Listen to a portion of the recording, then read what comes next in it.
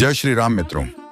आज हम आपको बताएंगे कि श्री राम का जन्म कब, कहां और कैसे हुआ। पौराणिक मान्यताओं के अनुसार राजा दशरथ के कोई भी संतान नहीं थी। संतान प्राप्ति के लिए उन्होंने एक यज्ञ करवाया था। इसके लिए मंत्री गणों तथा सेवकों ने महाराज की आज्ञा अनुसार श्यामकर्ण घोड़ा चतुरंगिनी सेना के साथ छुड़वा दिया। महाराज दशरथ ने देश देशांतर के मनस्वी, तपस्वी, विद्वान ऋषि मुनियों तथा वेद विज्ञ प्रकांड पंडितों को यज्ञ संपन्न कराने के लिए बुलावा भेज दिया। निश्चित समय आने पर समस्त अभ्यागतों के साथ महाराज दशरथ अपने गुरु वशिष्ठ जी तथा अपने परम मित्र अंग देश के अधिपति लोभपाद के जामाता रिंग ऋषि को लेकर यज्ञ मंडप में पधारे। इस प्रकार महान यज्ञ का विधिवत शुभारंभ किया गया। संपूर्ण वातावरण वेदों की अर्चाओं के उच्च स्वर में पाठ से गूंजने तथा समिधा की सुगंध से महकने लगा। समस्त पंडितों, ब्राह्मणों, ऋषियों आदि को यथोचित धन धान्य, गौ आदि भेंट करके सादर विदा करने के साथ यज्ञ की समाप्ति हुई।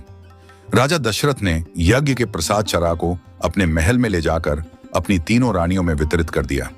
प्रसाद ग्रहण करने के परिणाम स्वरूप परमपिता परमात्मा की कृपा से तीनों रानियों ने गर्भधारण किया।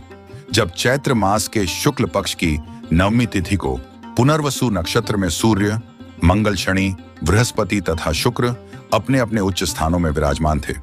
कर्क लग्न का उदय होते ही महाराज दशरथ की बद्धी रानी कौशल्या के गर्भ से एक शिशु का जन्म हुआ, जो कि श्याम वर्ण, अत्यंत तेजोमय, परम कांतिवान तथा अद्भुत सौंदर्यशाली था।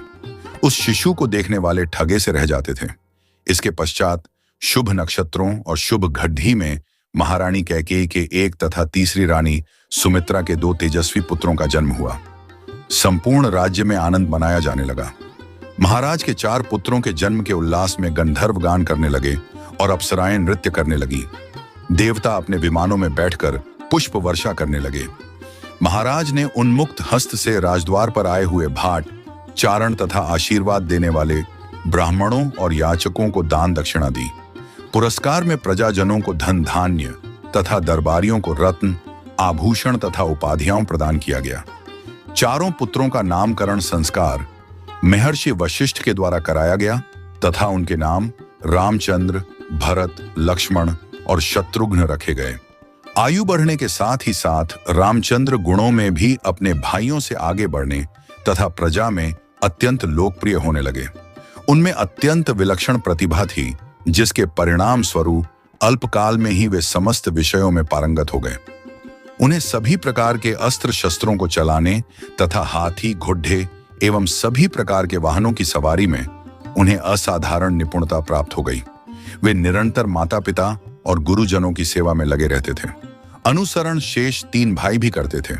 गुरुजनों के प्रति जितनी श्रद्धा भक्ति इन चारों भाइयों में थी, उतना ही उनमें परस्पर प्रेम और सौहार्द भी था।